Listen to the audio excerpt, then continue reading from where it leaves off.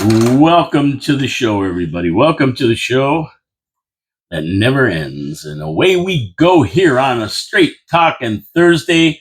Your city, your voice, 4680Q Radio, downtown Niagara Falls, Ontario, Canada.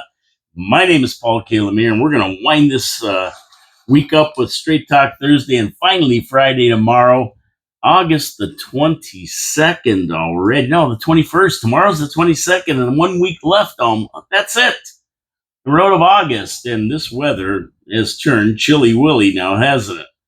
Yeah, I didn't wear jeans in today, but I almost did. Went out last night to see Big Sugar and 5440, and I wore jeans out because this weather is kind of wacky now at night, especially. But it seems to rain every day. We never had rain for over a month, and all of a sudden it's raining all the time now.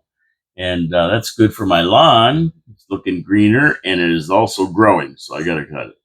That's it. So, not as bad as Aaron. Aaron is churning up the Atlantic, running between Bermuda and the mainland on the east coast of the United States. And it's causing some havoc on those seaboard communities. And they're looking for flooding and 60 to 100-foot waves out in the ocean. That's insane. Cruise ships aren't going near that thing. And you know what? The weird thing about it is I watched a guy talking about it. He said it's going to make a turn and then go up and hit Iceland and cross the North Atlantic and hit Ireland. You know, that's pretty wild. I really never thought about where these things go after. All of a sudden you find out, yeah, it's going to clobber Iceland and Ireland. Now, it's not going to be a hurricane, probably. It'll be, some high gale force winds and stuff and that kind of thing. But still, that I never even thought about it. I guess they do cross. Then they go in a big circle to South Africa, and they come across Senegal, and they just keep going around in circles. And there's two more tropical storms coming across that could turn into hurricanes and affect the east coast of the United States once again. So I guess they still could pack a punch once they cross the Atlantic and hit the Iceland and Ireland. I guess. I don't know. That's what the guy said. There's a big V of geese up there. That's not a little bit early for geese to be flying in a big V. Maybe they're just cormorants and not geese. I don't know. Anyway, let's get to our sponsors: Wild Bill's Auto Repair and Body Shop, Pete's Pizza on Victoria Avenue, Hamill Machine Company, and the Niagara Parks Commission. What can I say? Wild Bill's Auto Repair and Body Shop. We're looking straight down the barrel of fall and into winter. And you want to have your car running perfect. You don't want your car fooling around. You don't want it breaking down. You got another week to go. You might take a shot to the exhibition. You might take that last vacation up north or somewhere. You want your car running right. You don't want to be messing around. So what do? You go to Wild Bill's Auto Repair and Body Shop, and you say to Ken Hunter, "Ken, please check over my car." And he says, "Yeah, no problem. That's easy. I'm going to put it on this little oscillator. We're going to put it on the computer here. Check out your error codes. If there are any, we're going to fix them for you. Check your brakes, check your fluids, check your transmission, check everything. We're checking it all for you to make sure that you can get through the rest of the summer and the fall without breaking down. That's what you want, proactive. WildBillsAuto.ca is where you go to check out all the services that they have. They have a full body shop, so if you're in need of that, guess what? Take your car in there wrecked, bring it home in showroom condition. That's what they do. That's how good they are. Wild Bill's Auto Repair and Body Shop. Hey, give them a call today and tell them Paul from Your City, Your Voice sent you. Support our sponsors. They're fantastic corporate citizens. They sponsor the show, and they take care of everybody in the city. Now, while you're on the website, wildbillsauto.ca, don't forget to subscribe to the video. Now, we know from the numbers that 30 or 40% of the people who are subscribers and who watch don't subscribe.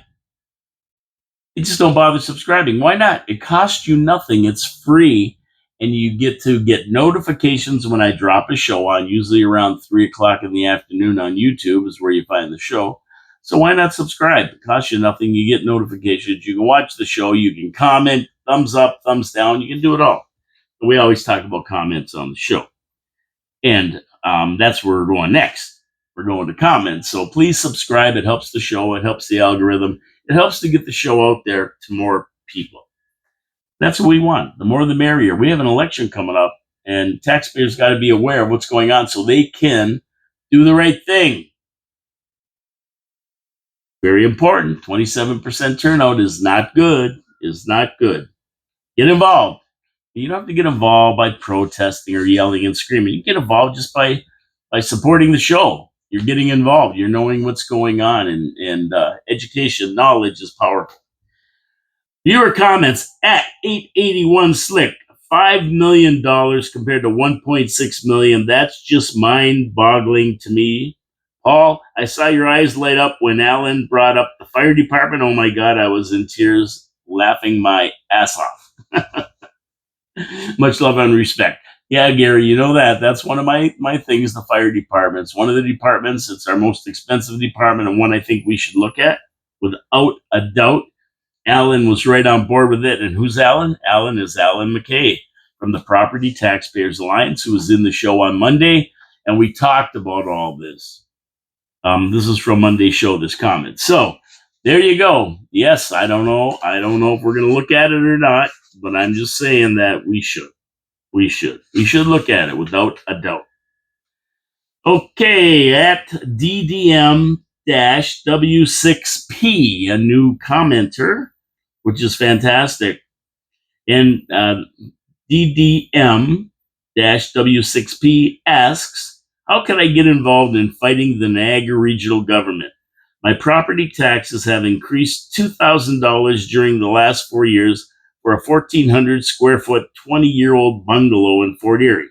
I've emailed the provincial government and the lower and upper tier government, and basically, going up $2,000 seems like an awful lot. That does seem like an awful lot. I think who sets your tax rates in your city are your local government. So you'd have to talk to city council about that, and then you've got to see if you can get a reassessment of your property. That's what I would say. You need a reassessment on a 1,400 square foot bungalow. Your taxes went up $2,000 over the last 3 or 4 years.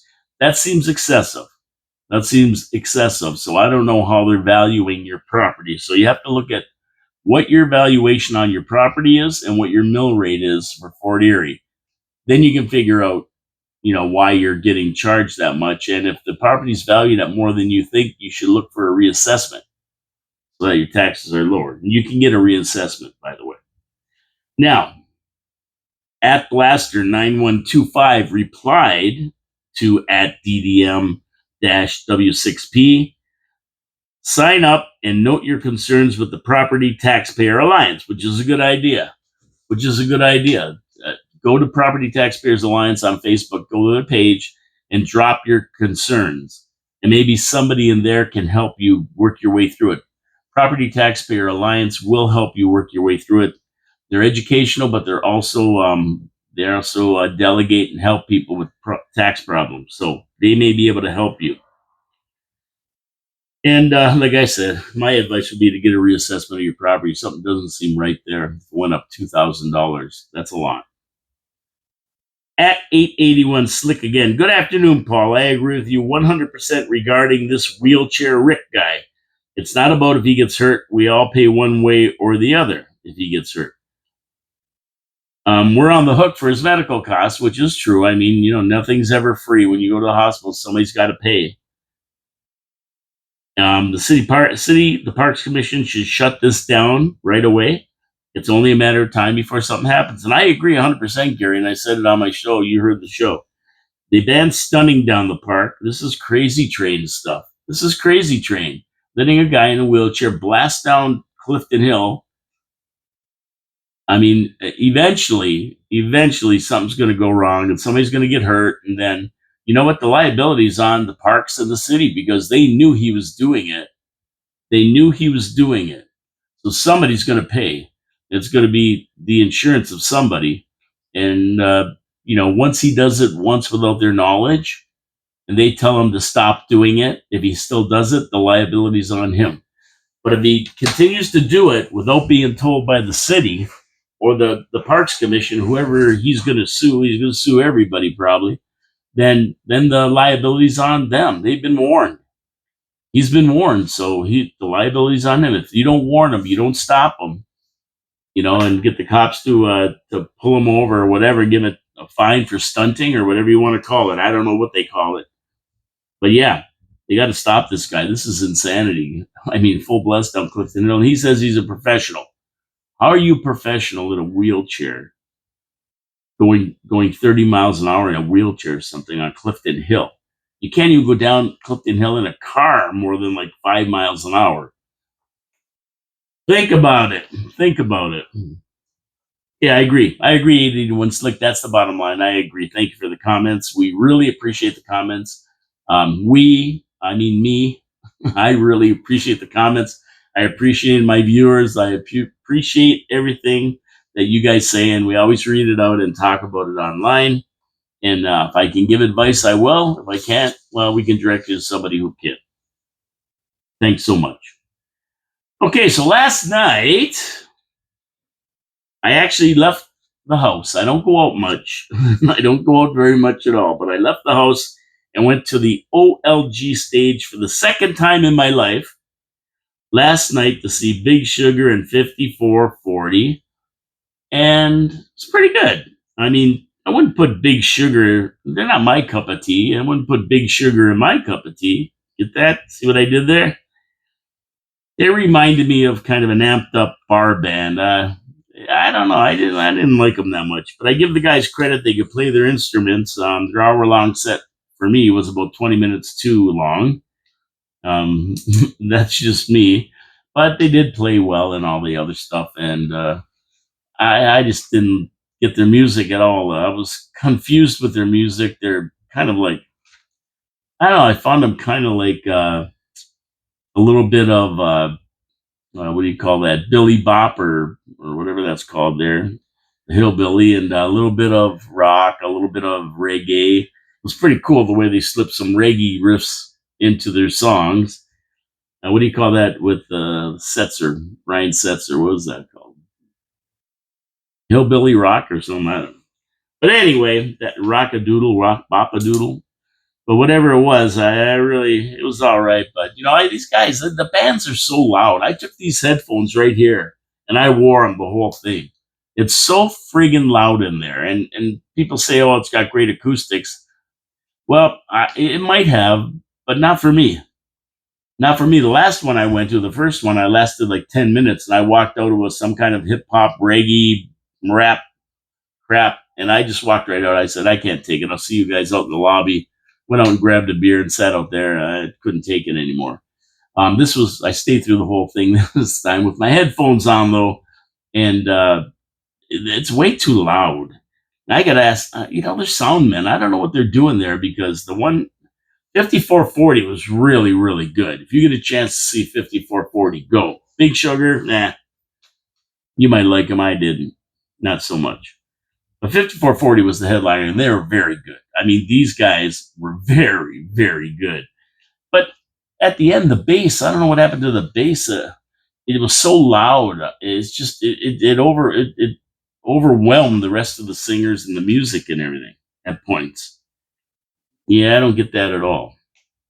But 5440 was fantastic. They lived up to their billing. They were great, and everybody asks, well, how did they get the name 5440? Where did that come from? Well, that came from 1843 when James Polk, president of the United States, decided to start moving on the manifest destiny of the United States taking over all these territories. One of them he wanted to take over, end it at latitude 54 degrees 40 minutes. And that would be British Columbia, taking over British Columbia right up to the border of Alaska, which was owned by Russia then. So, of course, Great Britain were the ones running Canada at that time. We weren't a confederation yet in 1843. 1867 is ours.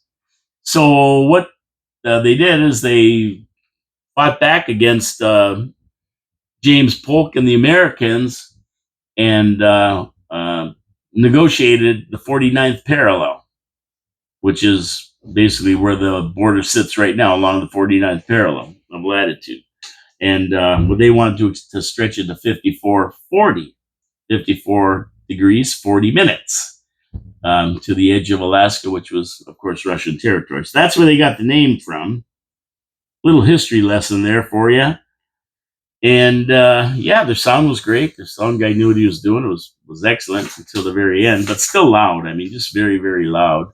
But excellent, excellent videos. They had the big screens on each side. Of course, if you've been there, you know, and you can see the band playing and everything. And they're good. They're very good. I liked 5440.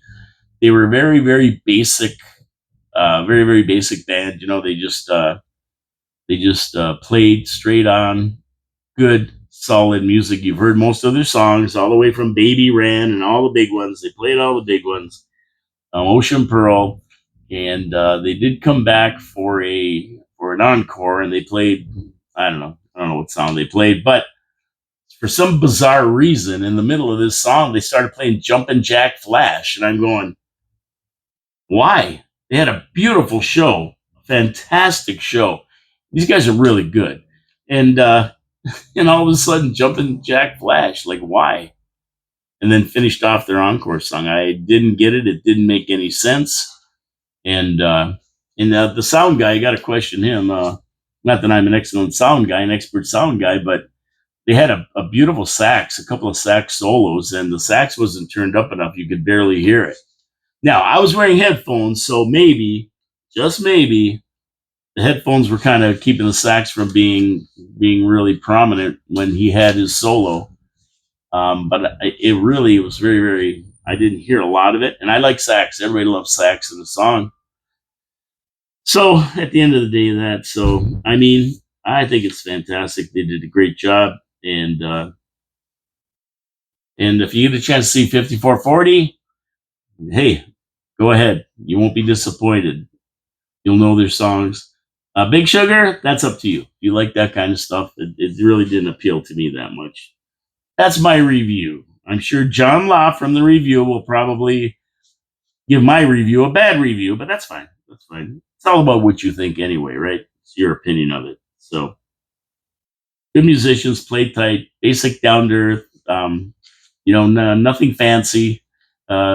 Big Sugar came out. The guy had a double neck Gibson SG style guitar, white, and then he had a black one. Then he had a nice TV yellow SG, triple pickups and everything on it. Really nice guitar. I've never seen it in that color before, an SG. He had it. It was really nice. The other guy switched guitars. The bass player switched guitars a couple times from white to black. But 5440, the lead singer with his guitar, kept the same one, a yellow type of yellow colored Strato or Telecaster, and he played that the whole thing basically until he went to an acoustic for a song or two. And the other guitars had some beat up old. You know what? I don't even know what it was. He customized it. It had where the tailpiece was.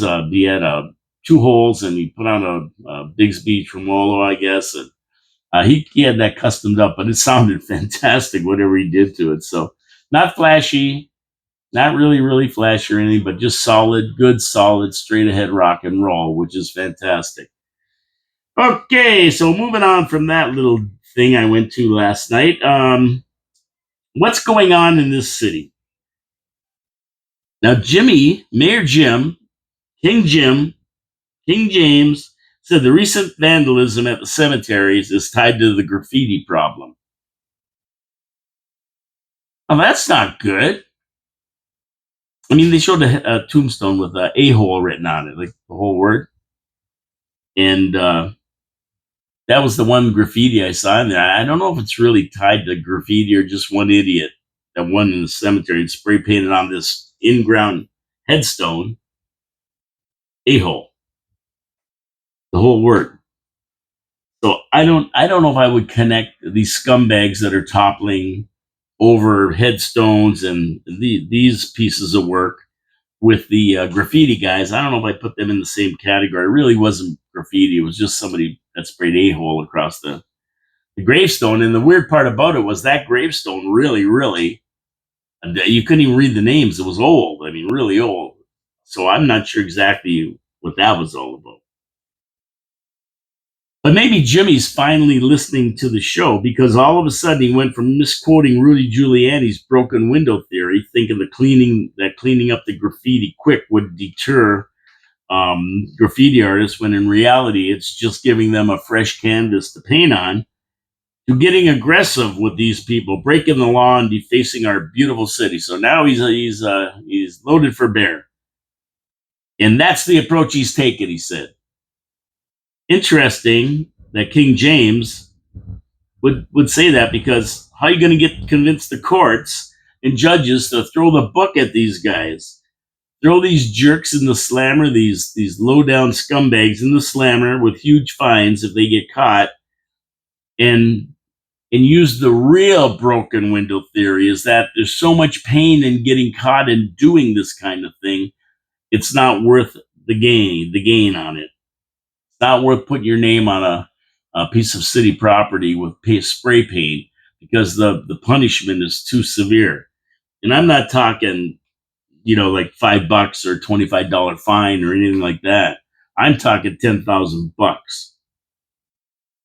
You catch them, $10,000. But how are you going to catch them? You got to have cameras. That's the only way you're going to catch them, is have cameras in the cemeteries. Put them up in trees so nobody can see them up high. Weight them down at areas so you can catch the guys coming in and doing this kind of stuff.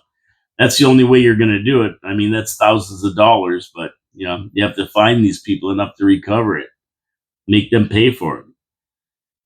But other than that, it's pretty hard in a wide open cemetery that's open to the public. Anybody can go in. How are you going to really patrol this? And if you don't have big enough fines, then what happens? They're going to do it again and again and again. You clean them up, they're going to do it again and again. But I think it'll be easier on the streets to catch these graffiti guys. Now in the cemeteries, these guys are scumbags doing this. There's no respect for anyone's property. That's the bigger problem here. That's the bigger problem. No respect for anybody or anybody's property. It's the way these people are brought up. It's just the way it is. People don't have the same reverence for the deceased as we do. It's a joke to them. Toppling gravestones and stuff. It's just ridiculous. So, I mean, I don't know. I don't know what to tell you about this, how they're going to catch them, but they've got to get the courts and that to really give these guys the 1-2 if they do get caught. And I don't care if it's spraying these boxes like across sitting by the meteor crater, or it's a wall, a public property wall, or a private business wall. It doesn't matter what it is. If they catch them, they've got to be charged, and they've got to be fined, charged with vandalism, and given a big fine. That's the only way to stop them. Only way. You got to get tough, Jimmy, and you're right about that. You are, but how do you get the courts to see it your way? They just won't put these guys away. You know, too much zigzag. These guys have too much zigzag. Another one here. I mean, like these guys don't learn. That's the problem. And I'm going to get to this little park over here, Roseburg Park. Jimmy talked about that after my second sponsor, Pete's Pizza on Victoria Avenue. You want a good pizza, you got to go to Pete's Pizza on Victoria Avenue. They make a tremendous pizza. And why? Because they're consistent. They have the Mancini family recipe for sauce. They have the Mancini family recipe for crust. They know how to make a pizza, the right amount of sauce, the right amount of cheese on a beautiful crust, cooked just right with fresh toppings. How can you beat it? You're going to have a taste sensation. And they're not just for pizza, though. That's the great thing about them. They do it all good. Wings, poutine, steak and cheese poutine, panzerotti, steak subs. They do it all, and they do it right. They like making sure they do it right. And that's why their pizzas are consistent. So you go there, you pick up the phone, 905-374-2222. You order a beautiful pizza. You can go to petespizzavictoria.ca to order your pizza. You can use Skip and Dine and all the other services that do it. And you're going to get yourself a great pizza to your house. You can't beat it. Support our sponsors, Pete's Pizza on Victoria Avenue. Tell them Paul from Your City Your Voice sent you.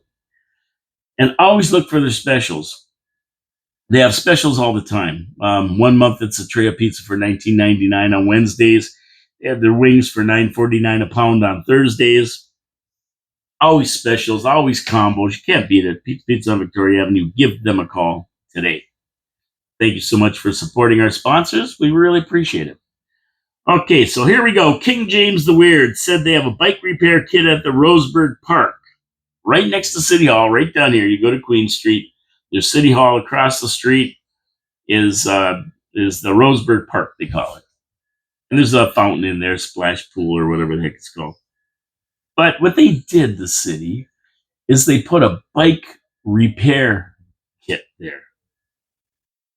Allen keys, screwdrivers, all the things you need to fix a bike, fix a flat.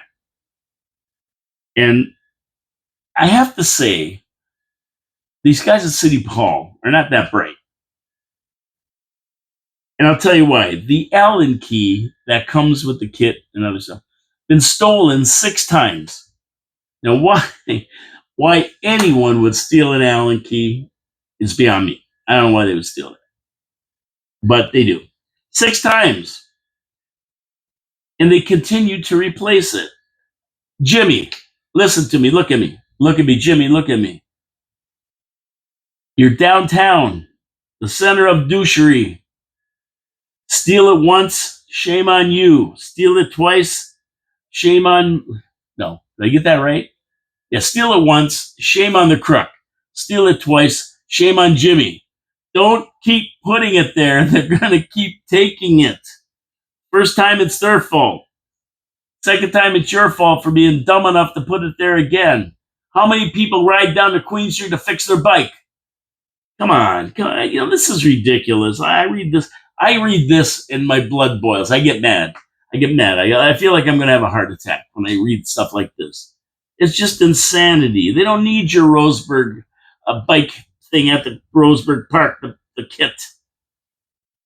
Whose genius idea was this? I want to know who thought of this one. I mean, and I would, to tell you the truth, I would be embarrassed to even mention it. He brings this up about vandalism and graffiti. I would be embarrassed to say this, that I was dumb enough to keep putting stuff there and they keep stealing it and you replace it. Are you crazy? Leave it there. When it's stolen once, give it another shot. Twice, get it the hell out of there. You need to fix your bike. Who's fixing their bike down there? Forget it. I don't even know if anybody, does anybody know who's got a bike that there was one there? I never knew about that. I think they come off the parkway in a bike rally and go up there to fix it. Let me tune you in here. Anybody who's got a bike and is a serious bike rider, they have their own kits with them. What happens if they don't break down by Queen Street? I wouldn't even mention. I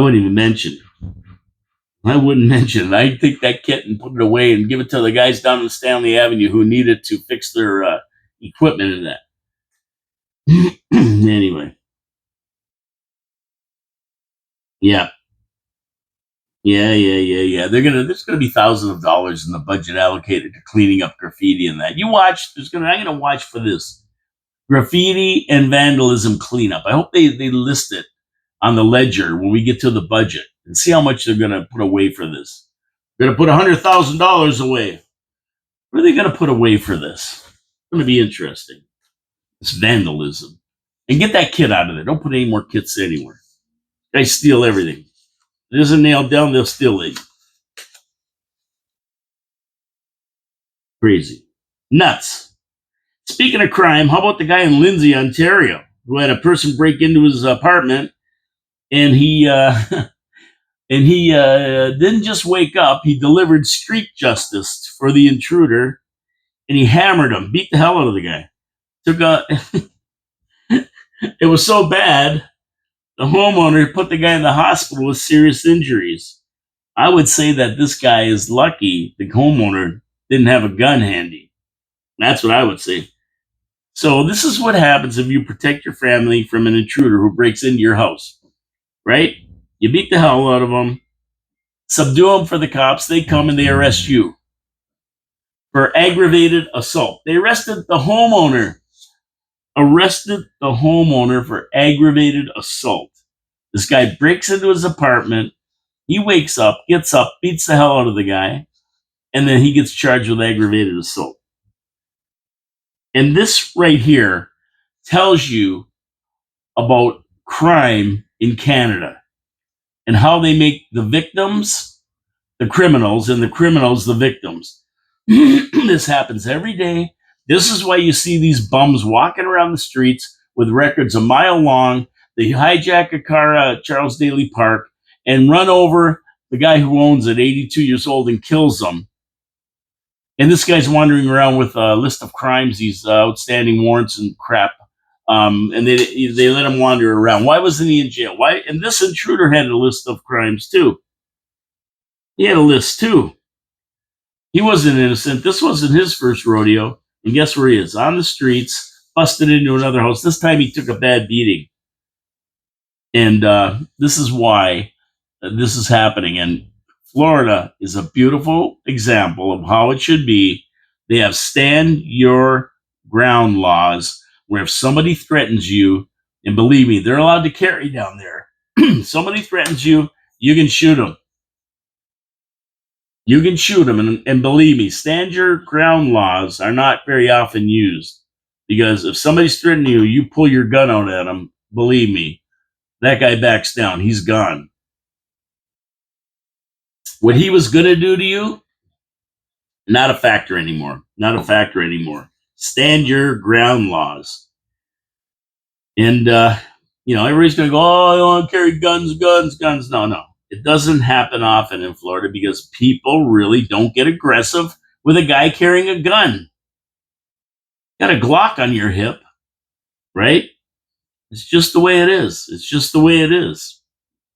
And if Canada isn't going to enforce the law, because that guy who had the intruder in his apartment, he would have dialed 911. If this guy had bad intent, that guy would have been dead before the cops got there. Cops won't respond. You're going to be dead before they get there. So, if you have the ability to fight, if you have the abilities to subdue the attacker, if you have a Louisville slugger sitting by your bed, use it. Somebody busts in your house, use it, deal with the law later. This guy's going to go to court. He gets charged. He's going to go to court in that. He's going to get dismissed. There's no way they're going to put him in the slammer or anything for protecting himself against an intruder in his house. But that's my advice. I mean, because if you don't do something, they're going to do something to you. You know it. But don't do it unless you're sure you can do it. You don't want to be pulling out a Louisville slugger, not wanting to use it or afraid to use it on the guy because he'll grab it from you and hit you with it. So, if you're available, if you can do it, if you're trained to do it, if you're a big, strong guy and you can handle these guys, yeah, go ahead. Otherwise, be very careful. But that was perfect. He did what he had to do. He should be given a bravery medal for catching an armed criminal. And the guy was armed, too. He was armed. He wanted on outstanding warrants. But here we go. And Edsel Ford, all of a sudden, Edsel Ford says, something is broken. We can't let this happen. You're right, Dougie. You're right, Dougie. So what are you doing about it? You think this is the first time this has happened? This happens all the time. I talk about it on this show all the time. Nobody wants to get tough on crime. Nobody wants to get tough on crime. And that's the problem in Canada. In Ontario is no different than the rest of Canada. These guys walk around with records a mile long and nobody does a thing. And that's why we're in a situation like this. And if the criminal gets charged, they let him out, $25 bail. Would you promise to be good? Yes, I promise to be good. And that's it. That's it. That's it. Shouldn't be that way. You shouldn't have to protect yourself. But guess what? This country is in a situation where you have to because you can't depend on the cops to be there. Bleeding heart liberal judges let him back on the street.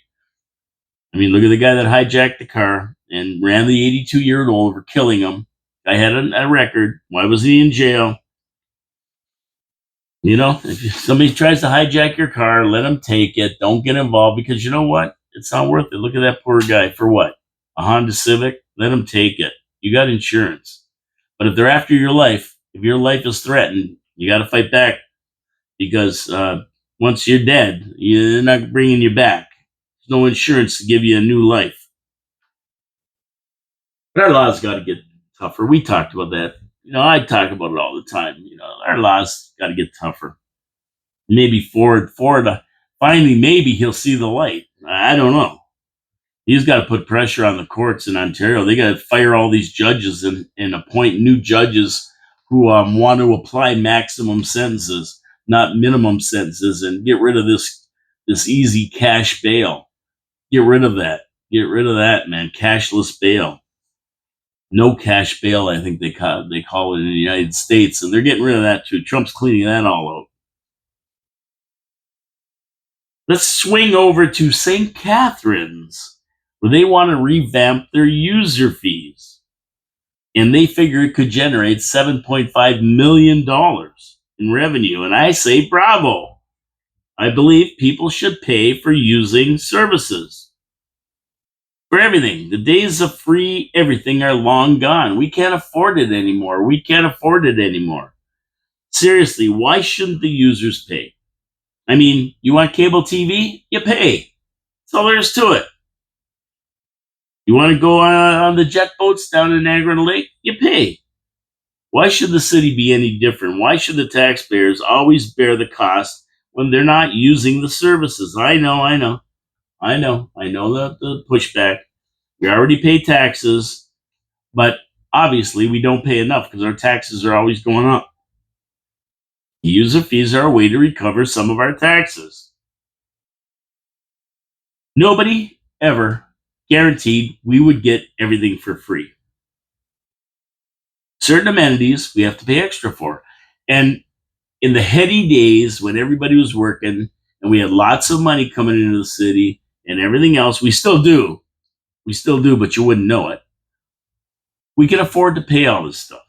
Now we can't. So we got to tighten our belts, and people have to be charged for the services they use. You pay for water, you pay for hydro, those services. Why wouldn't you pay if you want to use the arena or any other amenity? Pay to go into a swimming pool. Any amenity we should be paying for on a per use basis. I mean, that's the way it is. You want to go play pickleball?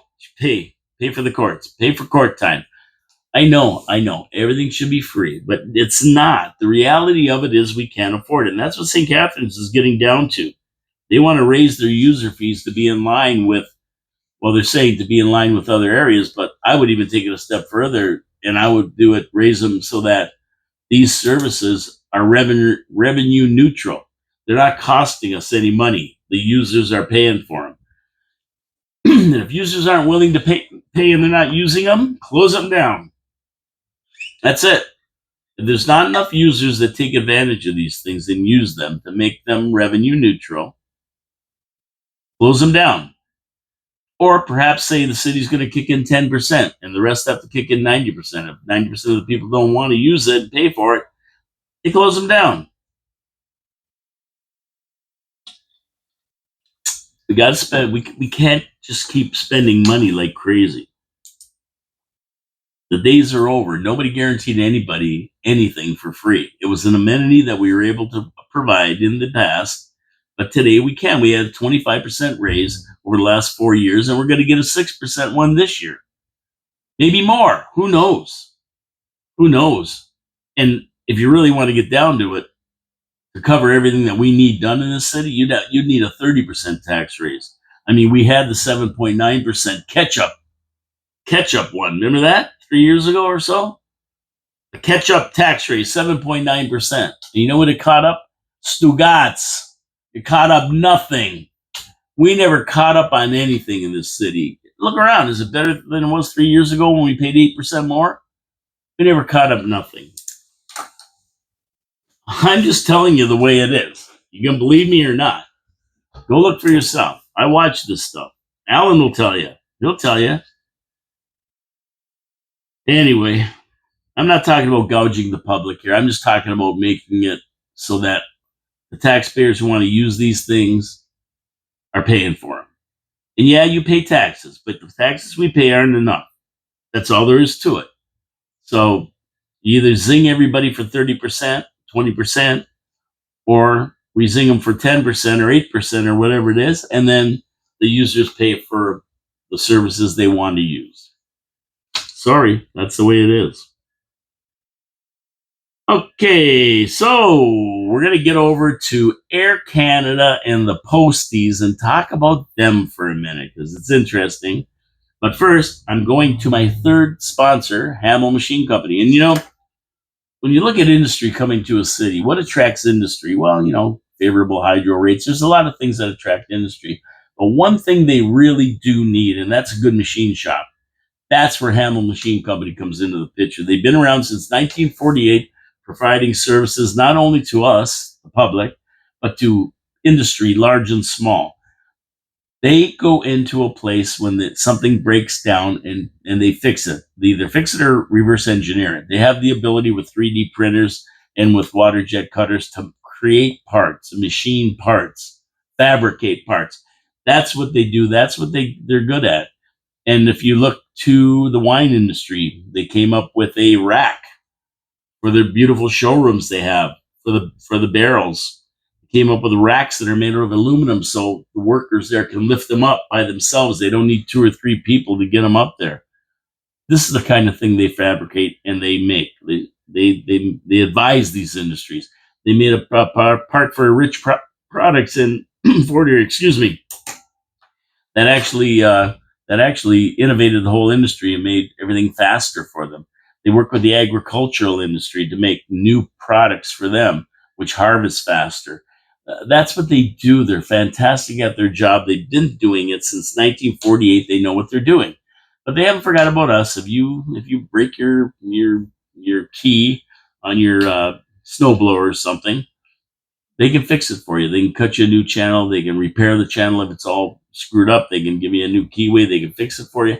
They do that. If you need something fabricated for your house, whether it's a rack, whether it's a back gates for your backyard, it doesn't matter. They can do it. They'll take care of you. Hamel Machine Company, great corporate citizens.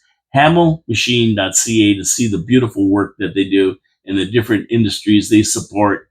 It's amazing. Go check it out. HamelMachine.ca. Tell them Paul from Your City Your Voice sent you if you go down there and have a visit with them and support our sponsors. They're great corporate citizens. So Air Canada is back to work, but Air Canada warned travelers it'll take 7 to 10 days to get their operations back up to speed. And it looks like long distance flights are going to be the first ones to pop up and get going. Well, they probably cost more. They make more money on them. Of course, they're still at the bargaining table, being forced back to work by the government. So we'll see if there's any work to rule nonsense going on. They really haven't got going in a big way yet, so we won't know until they do get going. Now, all the aircraft have to be checked out before they can put back in service because if they sit more than 3 days, everything's got to be checked. Oils, hydraulics, everything's got to be working right. They got to go through a check to be able to do it. And Air Canada has a lot of planes. I don't know how many, but there are big. There's lots of them, and they got a lot to check out. So they said 7 to 10 days to get back to par, to where they were. And if you're going anywhere in the next few days, you may not be able to grab a flight. Could be you have to use another carrier maybe, but they're going to get back. So they're back. We'll see what happens. They still have to negotiate another deal. They didn't negotiate anything. They're bargaining. They got sent back because they're kind of an essential service, considering 130,000 people were stranded because of them going on strike. So you can all come home now. Yeah. Now the posties, they're another story. They're still bargaining their way to pink slips. CBC, Canada Post Corporation, is bleeding red ink at the rate of $10 million a day, $300 million a month. But the posties don't care about that. They want what they want. The latest proposal gives the glorified flyer delivery people wage increases of 9% in their first year, 4% in the second year, followed by 3% in years 3, and 4, which is significantly up from the 13% first offered over 4 years. So they're getting 9 and 4 is 12 and 3 is 50 and 3 is 18% rather than 13%. But the union rejected that deal. It's no deal.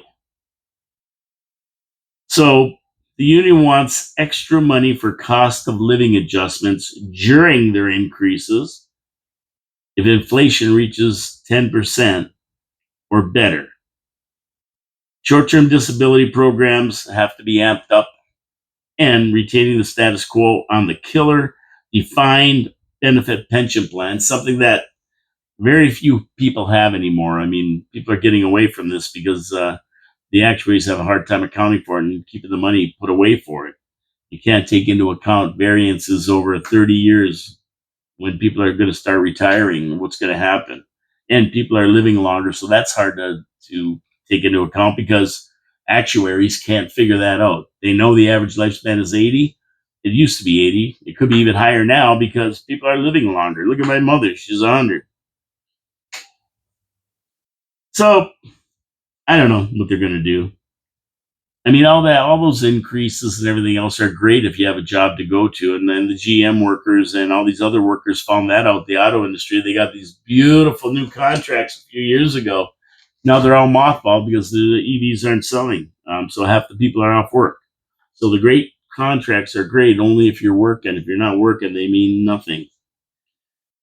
So, I mean, the posties are a dying breed, let's face it. They're going to be like the milkman, the bread man, the ice man, sorry, John Ringobeam, and probably won't exist in 10 years. There'll be a small, very small rendition of them, but it won't exist as we see it today. That's for sure. It's going to be big changes coming. So that's what they're doing on these strikes. We'll see what happens. It's a stay tuned type of deal and see where they're going to go if the unions decide to take it. Now, speaking of crime, I always talk about this because I don't like the way the judges give sentences or deal with it. Too many people on the streets that are criminals walking around free who should be in jail. But here's how you stop it. Want to know how to stop it? Okay. President Trump sent the boys into D.C. to straighten out the homeless and crime problem. Washington, D.C. was one of the most dangerous cities in the world. Still is, but it's getting there. We'll talk about the numbers. But after 9 days, here are the stats. Robberies are down 46%. Check. Carjacking is down 83%. Check. Violent crime is down 22%. Check. Assault with a deadly weapon down 6%. Check. Car theft down 21%. Check. Property crime down 6%. Check. Overall crime down 8% in Washington, D.C. after 9 days. Check. And they've sent over 650 people kicking rocks down the road. They've rounded up these people and they've been arrested. 650 people so far. They're just starting the National Guard in that.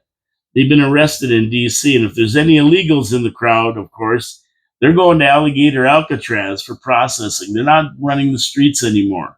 They're rounding up these gangs, these homeless, everybody. They're finding new places for the homeless where they can live without being in tents down by the White House and the Washington Monument, the Capitol building. They're being relocated, and that's what's needed. Now, it's been really, really successful, and they're already noticing it. After 9 days, they got 800 National Guards on the street and everything else. Now, Vice President Vance decided that him and Peter Hegseth and Miller, other dignitaries, they're going to wander down to Union Station in Washington and check it out. Pay the people that are using a Union Station, National Guard, and City Police a visit. So they go down there, and it was fantastic. They walked right in, said hello to everybody, bought everybody burgers, visited the people, talked to people, visited National Guard, and talked to just the people who are living in Washington, thanking them for what they're doing. And the minorities, the blacks, are really happy that this is going on because They aren't safe in their city, and they want to be safe. They don't want to be under the control of gangs and criminals. So they're thanking these guys and shaking their hands, and they're sitting in the Union Station talking to the police force, talking to the National Guard, thanking them for the job they do. It was fantastic to see. And believe me, that's what we need here. That's the kind of action we need here to be able to get rid of crime. And I'm not talking about calling the Emergencies Act on a bunch of truckers blowing horns. That was a bunch of baloney. That's not what we need. We need to tackle the crime problem in Ontario and Canada, and we need to straighten out these cities. You go down to Toronto, see the shootings on the streets every day. You come down the QEW to Hamilton, St. Catharines, Niagara Falls, and see what's going on here. This is where we need more people to pick up these illegals and pick up these criminals and get them the hell out of here. It's working, and it's going to work even better. And once he finishes with Washington, he's going to be moving into New York City, Chicago, Los Angeles, and New Scum and all these other people there in Los Angeles are crying, but they're going to get it. And if they get in the way, they're going to be the ones going to jail. No more fooling around with crime in the United States. They've closed the border. 0 people, 0 illegals crossing the border in the last 3 months. It's under control. The northern border, us, 49th parallel, that's a problem area right now they've got to work with. And the Canadian government, they've asked them to work with him, although Carney, he's not a big guy to stop crime. He loves these guys on the streets causing havoc. So anyway, that's what's going on. It's working, and it's good to see these numbers. I mean, it all bodes well for Canada too. I mean, these guys are gonna. Doug Ford's got to do something. I know they're liberals and all that, and they don't want to because that's just the way they operate. But they're gonna have to. The public has to get mad as hell and say they're not taking it anymore. And a guy like this guy in Lindsay, Ontario, who took the matters into his own hand, he's got to be awarded a bravery medal, not get arrested for aggravated assault. That's where the problems are right there. Okay, I'm going to get to my last sponsor, Niagara Parks Commission. And, I talk about Niagara Parks Commission, and you go down there, it's just beautiful. They're the custodians of 32 miles of parkway. They do a phenomenal job. They've been doing it for over 100 years. And they just don't leave the falls for everybody to take a look at and go, isn't that nice? They build around the draw of the falls so people can come here and have experiences you can't have anywhere else. Where else you're going to go to a power station that was closed down and it's been refurbished by the Parks Commission? Go see how it ran, how it supplied the Northeast with power. Go see the history of it, and then walk through the waste tunnels, the wash tunnels that brought the water over into the Niagara River. Stand there and look at the falls right there up close and personal. Where else are you going to go down scenic tunnels where the falls are dropping right beside you? You can look right at them. Where else are you going to go to do a zip line where you're zipping across and you're seeing the American falls there and heading straight towards the Canadian falls? These are experiences you can't get. Go further down the Niagara Parkway, which they take care of it. You've got the Spanish Aero car going over the whirlpool where the water takes that right-hand turn and goes to Lake Ontario. You've got the Great Gorge Strip where you go down there and you can see grade 6 rapids that are so dangerous boats can't navigate them. You're standing right beside them. You go down the Glen and you can stand beside the river. Then you go down further and you see the history of the world. I mean, it's phenomenal. And in that regard, what they've done is they've taken an immersive experience called Niagara Takes Flight. That's going to open on August 29th, I believe. And you can actually take a trip up the Niagara River virtually, see history. Laura Secord, see it all. See the history of the Niagara region. See all the spectacular river, the power plants, right up the falls to Fort Erie, and watch history unveiling right before your eyes. What a experience. Somebody said they went on a pre-opening thing, soft opening or whatever they call it. And guess what? It was fantastic. They said it was something like you've never seen before. The Niagara Parks hit a home run with this one again. Niagara Parks Commission, go to niagaraparks.com to see everything they have to offer. They have packages for you so you can go to all the attractions at one low price. It's amazing. Check it out. And we're guilty. We're guilty in Niagara Falls. I stand on my front porch and I can hear the falls at night. It's a mile away from my house, but very seldom do I get down there. It's just the way it is. We should take advantage of it in the city and support the Niagara Parks Commission because they're great corporate citizens of Niagara Falls and they support the city. They support the show. Thank you very much. We appreciate it. Support our sponsors. Support our sponsors. Okay, so let's take a fly over to the United Kingdom, and they're in total meltdown over there. Let's get serious over there. One of the migrant hotels was ordered to clear out immigrants in 14 days. You know, stuff that we have down here. We have that in Niagara Falls too. You know what they told them? No, not clearing anything out. They won't kick them out. So the government went. They took them to the court, and the government was ruled against.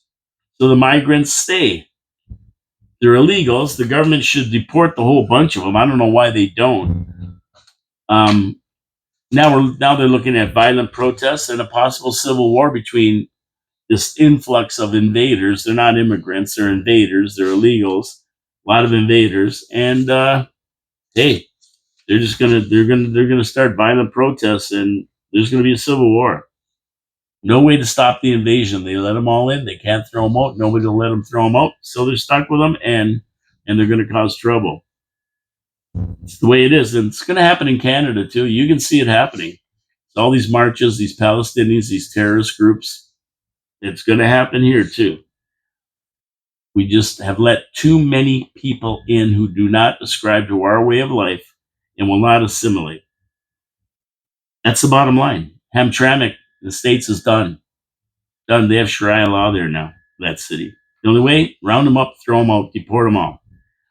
The Europeans all came to Washington this week to make peace.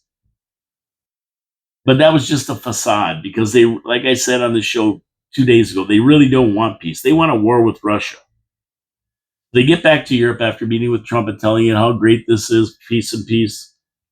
But that's not what they really want. Yesterday, the British and French deployed troops to the Ukraine. This doesn't play well with Trump. No, he don't like this for several reasons. Number one, what is Putin's reaction to troops on the ground in Ukraine from France and Britain? Number two, it could lead to the escalation of the war rather than stopping it, which is what Trump wants. And number three, if something does break out while these troops are there, what are they going to do? Do they watch? Do they participate? Since participating would basically be declaring war on Russia by NATO, because they are NATO countries, that's why they're there. Is that what they really want? And just a little side note here, if you remember, Chile con Carne said that he would follow them with boots on the ground if they decide to go that way. So get ready for that. If that's the way they're going to go. So far, France and Italy France and Britain are doing it.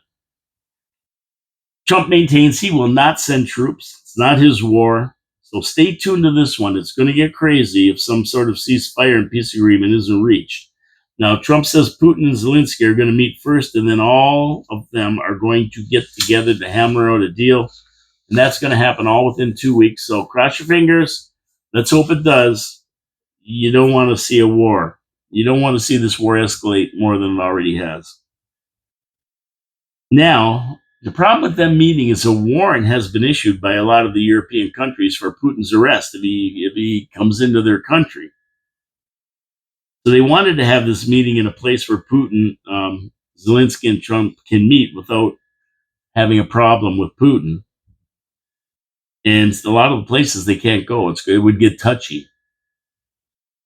So Switzerland has offered their country as a neutral place to have the meeting. And they said they will not arrest Putin if he comes into the country. So that's fantastic. So that could be the place they're going to meet. Budapest was mentioned, but there's too many ifs and ands there. I mean, this sounds pretty good. Switzerland has always been considered a neutral country, so the meeting there would be a good thing. It makes sense. So you might see it there. We'll have to watch in the next couple of weeks what's going to go down with this and how this all works out. They're all hoping for the best. Now in Poland, Polish troops are on high alert as a Russian drone crashed 40 kilometers from Warsaw. I mean, This is a powder keg, this region right here. The Russians say it was just a mistake. They were aiming for a place in Ukraine, and the wayward drone was miles away from the Ukraine border. And it's hard to believe that a programmed drone would all of a sudden wander that far off course. I mean, it almost hit Warsaw. It was 40 kilometers from Warsaw. That's pretty close. Ba-boom. Luckily, it was in a sparsely populated area where there wasn't really anybody living. There's no injuries or anything. But Poland, of course, is a big proponent of stopping Russia. You can imagine. Not only are they part of NATO, so anything Russia does against them invokes Article 5, but they've been invaded before. So they know what they're talking about. When things get like this, they're not calm. They accept the explanation from Putin, from the Russians, but guaranteed they're on high alert, keeping their eyes open. So that's about it for me today. We'll see what happens. There's so much going on every minute of every day. It's hard to keep track of everything. Things have slowed down around the city. There's not a lot happening in Niagara Falls. We have a city council meeting coming up in about a week. So that'll be pretty interesting. What's today? 21st, I think. I think it might be this Monday. I got to check that date out. 26th, is that Monday? Yeah, maybe it's 26th. Either way, if we do, Dave Wheeler will be in. We'll be doing the show together, most likely, unless Dave's got another engagement. We usually do it together and review the agenda on the Monday, so I'll have to look at it. I think it is this Monday. I never realized we were this close to it. I think we're going to be doing that on Monday, which should be good. We'll go through it, see what's going on with the planning and everything else, and comment on everything and bring it to you so that you will have information about Tuesday's meeting. And be ready for it. If we could tell you the highlights, what to watch for, what the exciting parts of the meeting are, because sometimes they're a little bit sleepy. You get a little bit sleepy watching them. They tend to be a little long as well. Anyway, that's it for me today. Straight Talk Thursday. Any comments? You don't agree with me, you agree with me, leave comments. We'll talk about it. We always do. I always get on here every show with viewer comments. We thank you very much for the comments that have been sent already. We'll look for more going down the road here. Anyway, that's it. My name is Paul Keelemere. This is Your City, Your Voice. It says so right up there in the studios of 4680Q. Don't forget to support my great sponsors, Wild Bill's Auto Repair and Body Shop, Pete's Pizza on Victoria Avenue, Hamill Machine Company, and the Niagara Parks Commission. The beautiful Niagara Parks Commission. Don't forget to support our sponsors. It's very, very important because they support the show. You want the show, we got to have it. Check out YouTube. Go to the YouTube if you're not listening live. Get to the YouTube. Check out the video of it. And leave comments and that kind of thing. Subscribe, of course. And I'm out of here. God bless you all. Have a great day. We might get a little rain. I don't know, but it's not too bad out there. Enjoy the day. We'll see you tomorrow at noon sharp. Promises made, promises kept. Your City, Your Voice. Check it out for today.